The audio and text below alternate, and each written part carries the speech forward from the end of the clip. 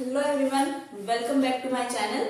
मेरा नाम है दिव्या सोनी और आज मैं स्टार्ट करने जा रही हूँ नया चैप्टर अकाउंटिंग इक्वेशन का। तो बिना टाइम वेस्ट किए चलिए अपन पढ़ते हैं अकाउंटिंग इक्वेशन। सबसे पहले मैं अकाउंटिंग इक्वेशन का मीनिंग बता देती हूँ बहुत सरल शब्दों में कि अकाउंट्स को जो इक्वेशन के फॉर्म में प्रेजेंट करना ही अकाउंटिंग इक्वेशन होती है। जैसे कि अपन ने जनरल एंट्री में पढ़ा था हाल ही में, general entry double entry system पर आधारित है। ये भी अकाउंटिंग इक्वेशन भी डबल एंट्री सिस्टम को ही फॉलो करती है। इसके भी कुछ रूल्स होते हैं, जैसे उसमें एंट्रीज में अपन ने पढ़ा था कि डेबिट और क्रेडिट इक्वल होते हैं, वैसे यही अकाउंटिंग इक्वेशन बोलती है कि इसमें एसेट्स और लायबिलिटीज इक्वल होती है। एसेट्स और लायबिलिटीज अभी ने हाल में मॉडर्न अप्रोच में पढ़ा था। मॉडर्न अप्रोच में 5 अकाउंट पढ़े थे, assets, liabilities, expenses, assets, liabilities, capital, expenses और रेवेन्यू। ये सारी चीज, ये 4-5 अकाउंट इस अकाउंटिंग इक्वेशन में इन 5 अकाउंट के नाम आएंगे। तो ये बोलता है कि जैसे डेबिट और क्रेडिट का टोटल बराबर आता है, वैसे एसेट्स और लायबिलिटीज का टोटल बराबर आता है। एसेट्स बराबर लायबिलिटीज होती है, लायबिलिटीज को लायबिलिटीज प्लस कैपिटल भी नहीं लिखना है, लायबिलिटीज प्लस कैपिटल ही लिखना है। क्यों? क्योंकि कैपिटल अलग लिखना है, क्योंकि अपन को बिजनेस अलग होता है और बिजनेस का प्रोप्राइटर अलग होता है। मैंने आपको पहले भी बताया था कि जो बिजनेस का ओनर है और बिजनेस है, दोनों बिजनेस प्रोप्राइटर का ही है, लेकिन बिजनेस सिर्फ पैसे की भाषा समझता है। बिजनेस और किसी से रिश्ता नहीं रखता, बिजनेस का अपना एक अलग अस्तित्व होता है। तो बिजनेस और प्रोप्राइटर दोनों अलग अलग होते हैं। तो बिजनेस बोलता है कि जो कैपिटल है जो आपने लगाई है, मैं उसको अलग लिख देता हूँ, हालांकि बिजनेस के लिए वो लायबिलिटीज है। ये इक्वेशन अपन एक बिजनेस के फॉर्म में देखेंगे। अपन को अपने आप को एक बिजनेस मानो, तो बिजनेस क्या बोल रहेगा कि जो प्रोप्राइटर आपने मेरे में जो लगाया है, जो पैसा लगाया है, वो इंटरनल कैपिटल, इंटरनल लायबिलिटीज हो जाएगी। लायबिलिटीज मतलब मेरी जिम्मेदारी है, लायबिलिटीज है, तो वो इंटरनल हो जाएगी। और बाकी की जो लायबिलिटीज है उसको आउटसाइड लायबिलिटीज को सिर्फ लायबिलिटीज के नाम से मैंने इसमें दिखाया है। कैपिटल को इसमें अलग दिखाया है। क्यों? बिजनेस बोलता है कैपिटल को इसलिए भी अलग दिखा रहा हूं ताकि जो भी प्रॉफिट लॉस जो भी होता है, जो भी एडजस्टमेंट करना हो, पर्सनल यूज के लिए जो भी निकालना हो, कैपिटल में एडजस्टमेंट होंगे तो अलग से अपन कैपिटल में कर देंगे। तो बिजनेस बोलता है कि मेरे लिए एसेट्स बराबर लायबिलिटीज पर प्लस कैपिटल होनी चाहिए। दोनों तरफ का दोनों इक्वल होने चाहिए, एसेट्स बराबर लायबिलिटीज। अब इसको अकाउंटिंग इक्वेशन को बैलेंस शीट भी बोला जाता है। क्यों? क्योंकि बैलेंस शीट ये बैलेंस शीट इस तरह की होती है। अब बैलेंस शीट क्या होती है ये भी मैं आपको बता देती हूँ, ठीक है। बैलेंस शीट में एसेट्स और लायबिलिटीज, ये अमाउंट, ठीक है, ये अमाउंट का टोटल,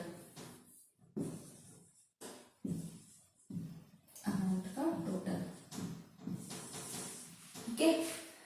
बैलेंस शीट क्या होती है? बैलेंस शीट एक ऐसा स्टेटमेंट होता है जो किसी भी फर्म की या किसी भी बिजनेस की एक्चुअल स्थिति, एक्चुअल कंडीशन क्या है एंड ऑफ द ईयर में, वो आपको बताता है। एक तरह से आप देखेंगे कि अपन बिजनेस मान ले कि अपन को बिजनेस में कुछ भी जानना है, तो अपन डेली के ट्रांजेक्शन, डेली की बुक खोल के तो नहीं देखेंगे एक ट्रांजेक्शन की अपनी एक्चुअल में। जब अपन बुक्स क्लोज करते, हर एंड में, ईयर एंड में अपन को बुक्स क्लोज करना पड़ता है, तो अपन देखेंगे ना कि इस ईयर में अपने को कितना प्रॉफिट हुआ है, कितना लॉस हुआ है, बिजनेस की क्या स्थिति, बिजनेस में अपने पास कितनी प्रॉपर्टी है, कितनी एसेट्स है, प्रॉपर्टी मतलब एसेट्स है, और कितनी लायबिलिटीज है। ये सब कुछ अपन को पता लगाने के लिए एक बैलेंस शीट, एक स्टेटमेंट तैयार करते हैं। एक तरह से बोलते हैं कि उसको समरी भी बोल सकते हैं कि जो भी ट्रांजेक्शन होते हैं पूरे साल भर का, वो एक समरी के रूप में सिस्टमेटिक तरीके से बैलेंस शीट में दिखाया जाता है, जो कंपनी की या फर्म की एक्चुअल स्थिति बताते हैं। जैसे कि किसी भी फर्म की नेटवर्थ जानने के लिए अपन उसके ट्रांजेक्शन, उसकी हर बुक नहीं देखेंगे, सिर्फ और सिर्फ बैलेंस शीट देखेंगे। बैलेंस शीट में पता चल जाएगा कि इस बिजनेसमैन के पास, इस फर्म के पास कितनी एसेट्स है और उसके पास कितनी लायबिलिटीज है। एसेट्स भी होना जरूरी है, लायबिलिटीज भी होना जरूरी है। क्यों? क्योंकि कोई भी बिजनेस अपन स्टार्ट करते हैं, चाहे छोटा हो बड़ा हो, तो बिजनेस में ऐसा तो है ही नहीं कि सिर्फ इनकम होगी या प्रॉफिट ही प्रॉफिट होगा। अगर इनकम होगी तो एक्सपेंसेस भी होगा, कभी प्रॉफिट होगा तो कभी लॉस भी होगा। इसी तरह बैलेंस शीट में अपने पास प्रॉपर्टी एसेट्स है तो लायबिलिटीज भी होती है। लायबिलिटीज पहली किस लिए? क्योंकि पहली लायबिलिटीज तो यही है कि बिजनेस बोलता है कि मैं अलग हूं और प्रोपराइटर अलग है, तो प्रोपराइटर ने जो पैसा लगाया है वो बिजनेस की क्या होगी, लायबिलिटीज हो गई।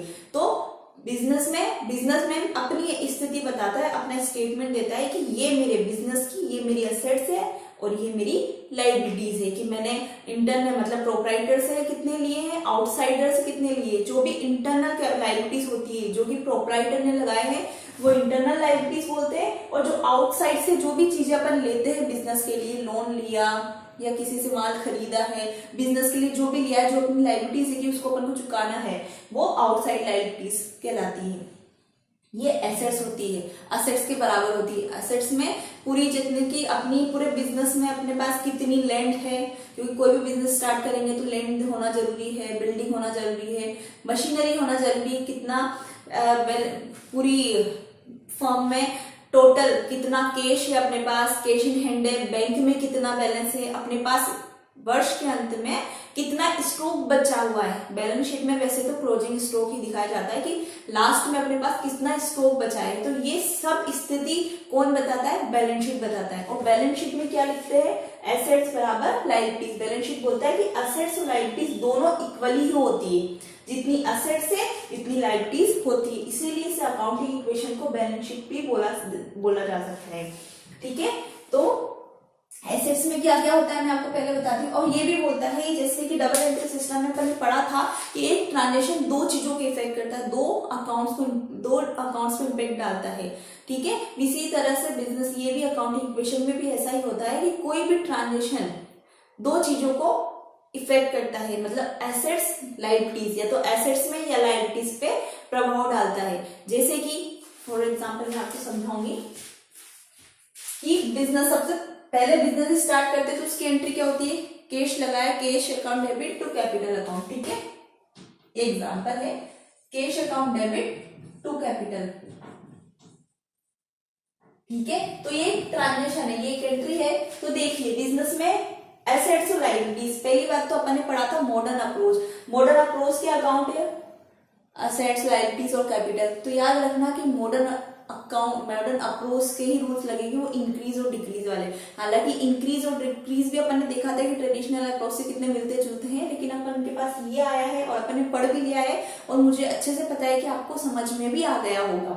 ठीक है, नहीं आया होगा तो भी अपन जैसे जैसे पढ़ते जाएंगे वैसे क्लियर हो जाएगा। तो एसेट्स और लायबिलिटीज कितनी इंक्रीज होती है, कितनी डिक्रीज होती है, अपन इसमें देखेंगे। देखिए, तो कोई भी ट्रांजेक्शन होता है वो दो चीजों पे प्रभाव डालता है। जैसे कि बिजनेस स्टार्ट किया कैश से, जैसे बिजनेसमैन ने, राहुल ने बिजनेस में पैसा लगाया 5 लाख रुपए का। ठीक है, 5 लाख रुपए, 5 लाख रुपए। ठीक है, तो बिजनेस में कैश भी आया, तो कैश किस नेचर का होता है, असेट्स नेचर का। तो देखिए एसेट्स पे भी प्रभाव पड़ा, और कैपिटल क्योंकि प्रोपराइटर की है तो कैपिटल क्या है, बिजनेस के लिए लायबिलिटीज है, तो ये कैपिटल मतलब लायबिलिटीज भी इफेक्ट हुई। तो कोई भी ट्रांजेक्शन एसेट्स और लायबिलिटीज मतलब दो चीजों पे प्रभाव डालेगी, या तो दोनों चीजें एसेट्स की भी हो सकती है या लायबिलिटीज भी हो सकती है, लेकिन दो चीजों पे प्रभाव डाल रही कोई भी ट्रांजेक्शन। ठीक है, लेकिन ये एसेट्स और लायबिलिटीज में ही इफेक्ट डालेगी कोई भी ट्रांजेक्शन। ठीक है, तो ये अकाउंटिंग इक्वेशन यही आपको बताता है कि आपको इस तरह से एसेट्स और लायबिलिटीज इक्वल करनी है, बराबर करनी है। इसके फॉर्मूले भी उसने कुछ बताए हैं, जैसे कि ओपनिंग एंट्री में मैंने कल फॉर्मूला बताया था कि एसेट्स बराबर होती है लायबिलिटीज,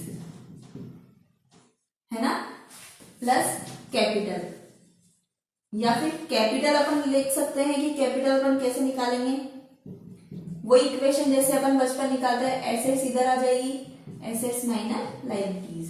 ठीक है, और अगर लायबिलिटीज निकालनी हो तो एक ही इक्वेशन से सारे फॉर्मूले बन जाएंगे, एसेट्स माइनस कैपिटल। कई बार क्वेश्चंस में फॉर्मूला भी पूछ लेते तो अपन को सिर्फ एक फॉर्मूला याद रखना है, एसेट्स बराबर लायबिलिटीज। लायबिलिटीज में दो तरह की, इंटर ये आउटसाइडर और ये इनसाइडर मतलब इंटरनल वाली। लायबिलिटीज प्लस कैपिटल, कैपिटल को अपन अलग ही लिखेंगे। तो इस फॉर्मूले से अपन ये दोनों तीनों फॉर्मूले बना लेंगे। तो फॉर्मूला पूछे तो अपन फॉर्मूला निकाल सकते हैं। कैपिटल कैसे निकालना, एसेट्स में लायबिलिटीज माइनस कर देंगे, लायबिलिटीज एसेट्स माइनस कैपिटल कर देंगे। ठीक है, और एसेट्स तो अपन को पता ही एसेट्स कैसे निकालेंगे, ये निकाल ही दिया मैंने। तो ये फॉर्मूले हैं और अपन को इस तरह से इस इक्वेशन में अपन को अकाउंटिंग इक्वेशन करनी है। जैसे कि फॉर एग्जांपल एक क्वेश्चन के थ्रू, एक इलस्ट्रेशन के थ्रू अपन समझेंगे तो अपन को बहुत अच्छे से क्लियर हो जाएगा।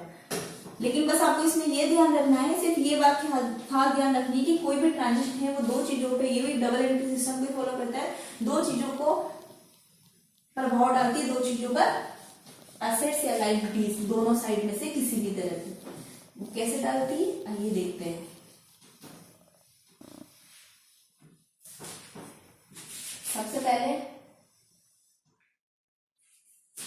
अपन इस तरह का बनाएंगे, यहाँ पे ट्रांजिशन लिखेंगे, जो भी ट्रांजिशन दिया हुआ है, ठीक है।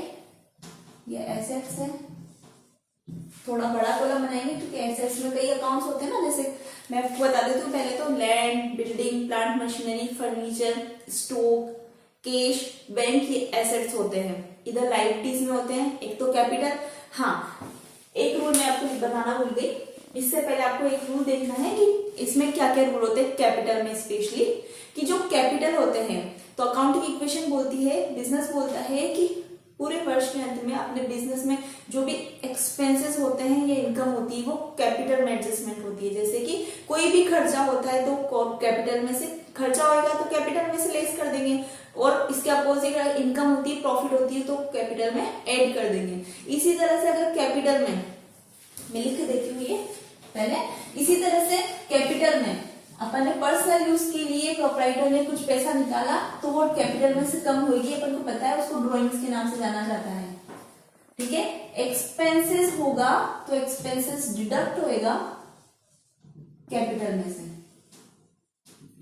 इनकम होगी तो इनकम क्या होगी, ऐड होगी, इंक्रीज करती है कैपिटल में।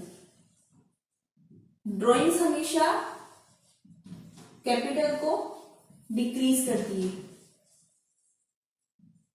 कैपिटल को डिक्रीज करती है, सारे एडजस्टमेंट कैपिटल में होंगे।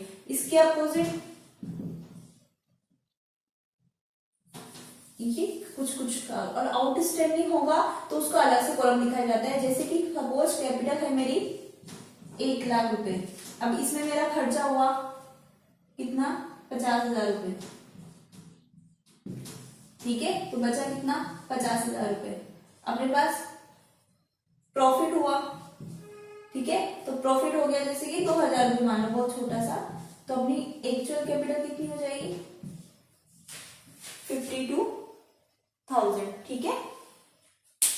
इसी तरह से अगर इंटरेस्ट ऑन कैपिटल भी आएगा तो मैंने आपको बताया था कि इंटरेस्ट ऑन कैपिटल प्रोप्राइटर के लिए तो क्या फायदा है, क्योंकि प्रोप्राइटर बिजनेस में पैसा लगा रहा है तो बिजनेस उसके बदले में उसको ब्याज दे रहा है, तो एक तरह से उसकी कैपिटल बढ़ रही है। तो इंटरेस्ट ऑन कैपिटल प्रोप्राइटर के लिए फायदा हो तो उसको कैपिटल का एडजस्टमेंट अलग करेंगे। बिजनेस बोलता है कि कैपिटल जो आपने लगाई है, प्रोप्राइटर बोलता है उसका एडजस्टमेंट मैं अलग ही रखता हूँ। तो कैपिटल में अपन इंटरेस्ट ऑन कैपिटल इसलिए जोड़ेंगे क्योंकि जो कैपिटल है उसी पे इंटरेस्ट मिल रहा है, तो इंटरेस्ट ऑन कैपिटल को बढ़ाती है, इसलिए अपन ने कैपिटल में जोड़ दिया। उसके अपोजिट इंटरेस्ट ऑन ड्राइंग्स, जैसे कि मैंने आपको कुछ पहले की वीडियो में बताया था कि जो ड्राइंग्स होती है पर्सनल यूज के लिए जो प्रोप्राइटर निकालता है तो बिजनेस उसके बदले में उससे ब्याज लेता है, इंटरेस्ट लेता है, तो वो बिजनेस के ही फायदा होता है। लेकिन प्रोप्राइटर के लिए क्या होता है, वो उसकी कैपिटल को कम करता है, तो कैपिटल माइनस करेंगे। तो ये एडजस्टमेंट है। इंटरेस्ट ऑन कैपिटल भी प्लस होएगा तो हो जाएगी 53, और उसके अपोजिट इंटरेस्ट ऑन ड्रॉइंग्स होएगा जैसे कि 500 रुपीज, तो हो जाएंगे 52,500 रुपए अपनी कैपिटल आ जाएगी। तो अपने को कैपिटल इस तरह से एडजस्टमेंट करना है, कैपिटल में से एक्सपेंसेस लेस करने हैं, इनकम हो तो उसको कैपिटल को प्लस करना है, ड्राइंग्स हो तो कैपिटल को माइनस करना है, इंटरेस्ट ऑन कैपिटल हो तो प्लस करना है। आप ऐसे करते जाओगे, एक जो भी अपन बनाते हैं इक्वेशन, एक अपन को खुद को बिजनेसमैन समझ के बनाओगे तो आपको बहुत इजी हो जाएगा कि जो कैपिटल है उसमें खर्चा आ रहा तो उसको कम कर दो, प्रॉफिट हो रहा तो प्लस कर दो, ठीक है। आप इस तरह से और 1-2 बार करोगे तो आपको बहुत अच्छे से समझ में आ जाएगा, प्रैक्टिस करोगे तो अपने आप समझ में आ जाएगा। मैं आपको इलस्ट्रेशन बता देती हूँ, उससे आपको और भी अच्छी तरह से समझ में आ जाएगा,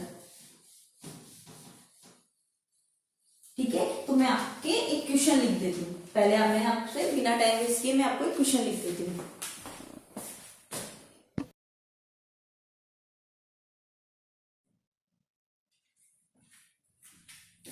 ठीक है, ये मैंने आपको फॉर्मेट बना दिया है। अब पहला ट्रांजेक्शन यहाँ पे लिख देंगे, ट्रांजेक्शन। पहला ट्रांजेक्शन है started business with cash. Cash से कितने, 70,000 रुपए। मैं इलस्ट्रेशन नंबर 2 बता रही हूँ, इलस्ट्रेशन नंबर 2। तो देखिए ये बोल रहा है स्टार्टेड बिजनेस विथ कैश 70,000 रुपए। तो इसकी एंट्री क्या होती है, cash account debit to capital. Cash किस में आता है, ऐसे इस तरह का फॉर्मेट बनाएंगे। अब जो जो अकाउंट आते जाएंगे अपन उसको अलग अलग लिखते जाएंगे, इसलिए एसेट्स और लायबिलिटीज का कॉलम थोड़ा बड़ा होना चाहिए, क्योंकि जैसे जैसे ट्रांजेक्शन आएंगे अपन को पता चल जाएगा कौन से 2 अकाउंट है जिसपे इफेक्ट पड़ रहा है। तो कैश और कैपिटल 2 अकाउंट इफेक्ट हो रहे हैं। तो एसेट्स में आता है कैश, तो एक कैश का बनाएंगे, ये ट्रांजेक्शन थोड़ा नीचे लिखेंगे, यहाँ पे कॉलम बनाएंगे एसेट्स में कैश। ठीक है, तो यहाँ पे मैं ट्रांजेक्शन लिख देती हूँ। जो भी ट्रांजेक्शन आपको वापस लिखना पड़ेगा, स्टार्टेड बिजनेस, मैं शॉर्ट में लिख रही हूँ, बिजनेस विथ कैश 70,000 रुपए। ठीक है, तो कैश इफेक्ट हुई और लायबिलिटीज साइड में इक्वल का साइन है, क्योंकि ये भी बोल रहा है अकाउंटिंग इक्वेशन। तो असेट्स बराबर लायबिलिटीज प्लस कैपिटल। लायबिलिटीज में क्या है, कैपिटल। कैपिटल अपन ने अलग लिखी रखी, तो यहाँ पे अमाउंट डाल दो 70,000 इक्वल, यहाँ कुछ भी नहीं है, डॉट डॉट लगाते जाओ, प्लस यहाँ कुछ नहीं है, लायबिलिटीज कुछ नहीं है, प्लस कैपिटल अपनी आ जाएगी 70,000। ठीक है, पहली इक्वेशन। तो ये पहला ट्रांजेक्शन की जो पहला इफेक्ट हुआ कैश और कैपिटल पे, वो अपन ने लिख दिया, नंबर यहाँ पे लिख देंगे, दिस नंबर। फिर आता है दूसरा credit purchase. Credit purchase of goods 18,000। देखिए ये बोल रहा है क्रेडिट परचेज की गुड्स की 18,000 रुपए। तो देखिए एसेट्स में, ऐसे तो इसकी एंट्री क्या करते हैं, परचेज टू क्रेडिटर्स। जब भी अपन क्रेडिट परचेज करते हैं, मतलब उधार माल खरीदते हैं, तो उसको बोलते हैं क्रेडिटर। और क्रेडिटर का नेचर क्या होता है, वो लायबिलिटी साइड होती है, क्योंकि उधार माल खरीदा तो भविष्य में अपन को उसको पैसे देने हैं, तो अपनी लायबिलिटीज हो गई। ठीक है, इसके अपोजिट अगर उधार माल बेचते हैं तो अपना डेप्टर हो जाता है, वो असेट्स की नेचर में होती है, क्योंकि उधार माल बेचा तो फ्यूचर में जब भी अपना करंट ईयर में अपने पास पैसा आएगा, इसी करंट ईयर से रिलेटेड ही बनाना है इसमें, तो अपने पास वो पैसा आएगा इसे, उसको डेप्टर बोलेंगे। उधार खरीदना और बेचना, यहाँ पे उसने बोला क्रेडिट परचेज, उधार खरीदा है। ठीक है, तो 2 कौन सा इफेक्ट हुआ, उधार खरीदा, एक तो परचेज आया, लेकिन बैलेंस शीट में गुड्स नहीं लिखेंगे। बैलेंस शीट में गुड्स की जगह क्या नाम आएगा, स्टॉक, मतलब परचेज गुड्स, माल खरीदा, तो बैलेंस शीट में माल को क्या बोलेंगे, स्टॉक बोलते हैं, स्टॉक।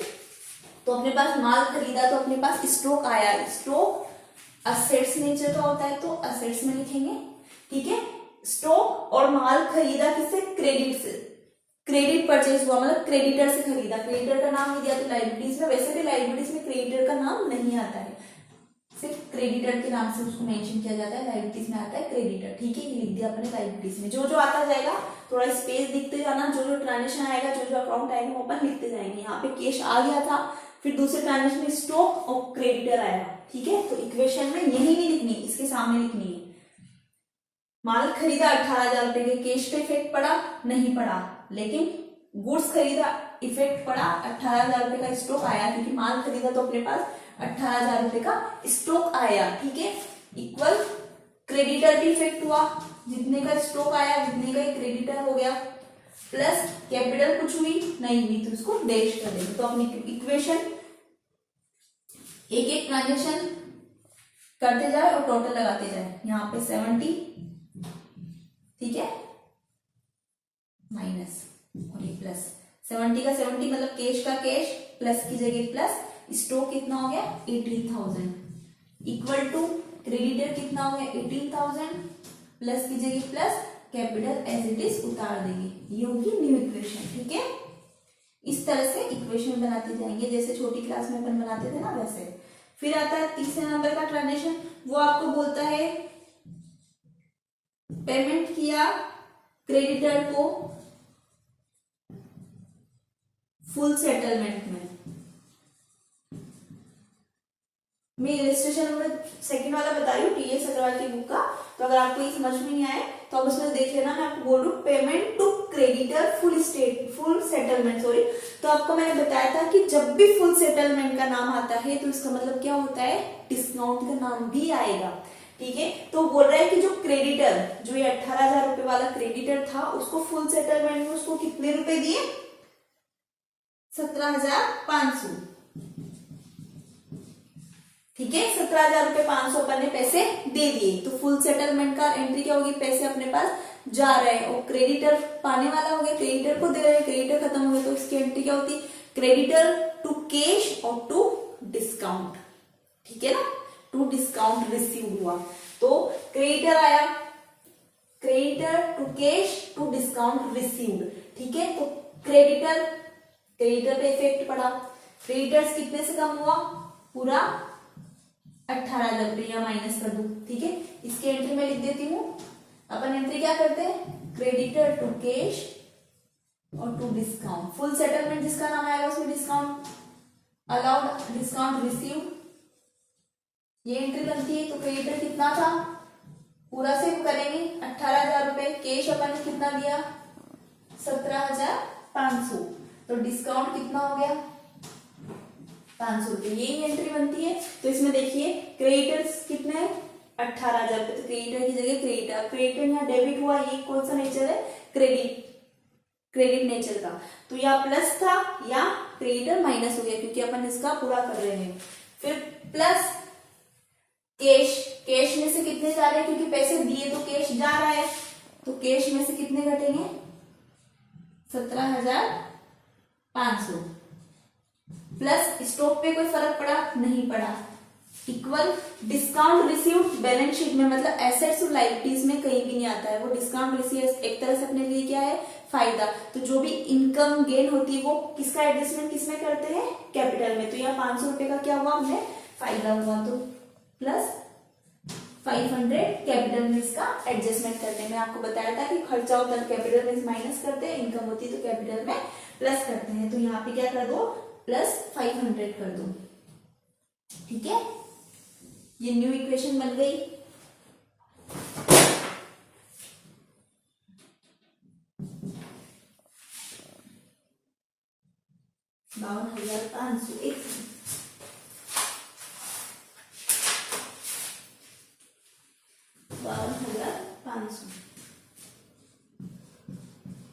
प्लस 18,000 इक्वल टू, ये दोनों कट गए, ये प्लस था ये माइनस था, ये क्या होगा 0, ये हो गया 17,500। ठीक है, ये न्यू इक्वेशन बन गई। ठीक है, यहां तक आप सबको समझ में आ ही गया होगा। 18,000 रुपए 0, ये मेरे पास जगह की शायद दिख रहा हो आपको, मैं एक इक्वेशन और लिख देती हूँ लास्ट। ये बोल रहा है परचेज मशीनरी फॉर कैश 20,000 रुपए। ठीक है, मशीन खरीदी तो इसकी एंट्री क्या बनती है, machinery account debit to cash. ठीक है, 20,000 रुपए से। तो मशीनरी भी क्या है, फिक्स असेट से, मतलब असेट साइड आती है और कैश भी असेट साइड में आता है। तो देखिए कैश में मशीन खरीदी तो पैसे गए कितने 20,000 रुपए, तो यहाँ लिख दो माइनस, कैश में से 20,000 घटा देंगे। स्टॉक पे कोई प्रभाव पड़ा, डैश, प्लस अब यहाँ पे मैंने आपको जगह छोड़ा था एक नया नाम कौन सा आ गया असेट्स में, असेट्स में कौन सा अकाउंट जुड़ गया, मशीनरी। तो डायरेक्ट अपन को नीचे वाली साइड में लिखना है, मशीनरी कितने से बड़ी 20,000 रुपए से, इक्वल लायबिलिटी साइड कुछ इफेक्ट हुआ आया नहीं आया, एज इट इज लिख दो, डैश और डैश, बस खत्म हो गया। अब देखना एसेट्स और लायबिलिटीज दोनों का टोटल इक्वल ही आएगा, इसमें से ये माइनस किए तो ये आ जाएंगे, बट यहाँ पे शायद आपको दिख नहीं रहा होगा, तो मैं इसका टोटल मैं आपको यहाँ ऊपर बता देती हूँ।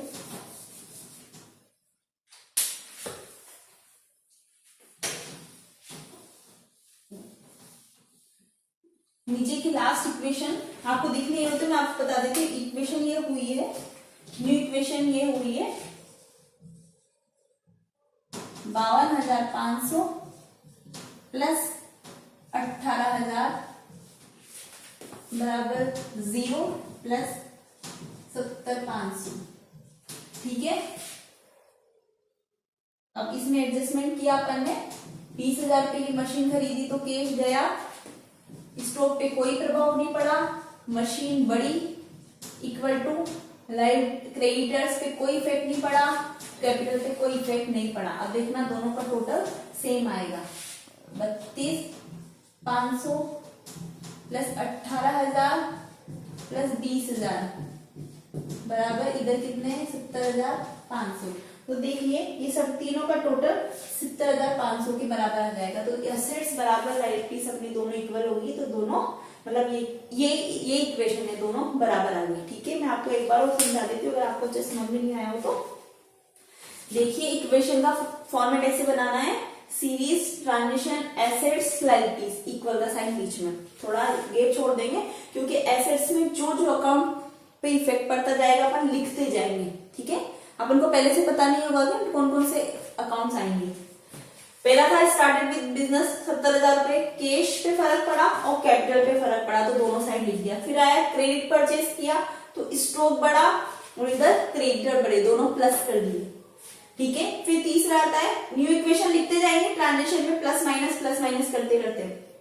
Payment to creditor full settlement 17,500 अपना 18 में से 17,500 का पेमेंट कर दिया, कैश में से कम हुआ, स्टॉक पे कोई प्रभाव नहीं पड़ा, इक्वल क्रेडिटर्स पूरे खत्म हो गए क्योंकि अपन फुल सेटलमेंट करेंगे, मतलब आपका हिसाब किताब पूरा बराबर कर दिया। प्लस जो फायदा होता है वो कैपिटल में से प्लस करेंगे, खर्चा होता तो माइनस कर दिया, फायदा हुआ है 500 रुपए का तो कैपिटल में प्लस कर दिया अपन ने। ठीक है, फिर न्यू इक्वेशन बन गई। फिर फोर्थ ट्रांजेक्शन आएगा purchase machinery for cash, machine खरीदी कैश में तो अपने पास कैश जाएगा और मशीन बढ़ेगी, दोनों असेट्स में आते हैं। कैश कम हो गया, स्टॉक पे कोई प्रभाव नहीं पड़ा, यहाँ मशीनरी का नाम लेके मशीनरी अपन ने बढ़ा दी, बराबर ना क्रेडिटर पे प्रभाव पड़ा ना कैपिटल पे। तो देखना आप इन सबका टोटल बराबर करेंगे तो ये इक्वेशन आई, 20 माइनस करेंगे क्योंकि कैश कम हुआ और इधर मशीनरी बढ़ी। तो देखिए 52,500 में से 20,000 माइनस करें कैश के तो कैश अपने पास बचा 32,500,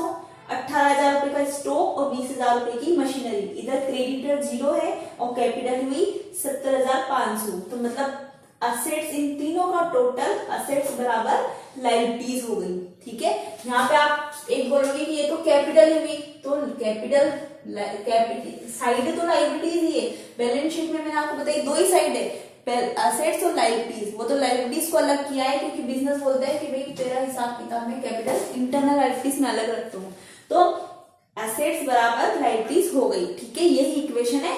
एक दो इलस्ट्रेशन इस चैप्टर में ज्यादा कुछ नहीं है, एक इलस्ट्रेशन और मैं आपको कल बताऊंगी जिससे कि आपको इसमें जो भी नए ट्रांजेक्शन है उसको किस तरह से एडजस्ट करना है वो आपको अच्छे से समझ में आ जाएगा। तो आई होप आपको ये चैप्टर समझ में आ गया हो। अगर मेरी वीडियो पसंद आई हो तो प्लीज लाइक कीजिएगा, मेरे चैनल को सब्सक्राइब कीजिएगा और मुझे सपोर्ट कीजिएगा और नेक्स्ट वीडियो को वेट करते रहिए। बाय।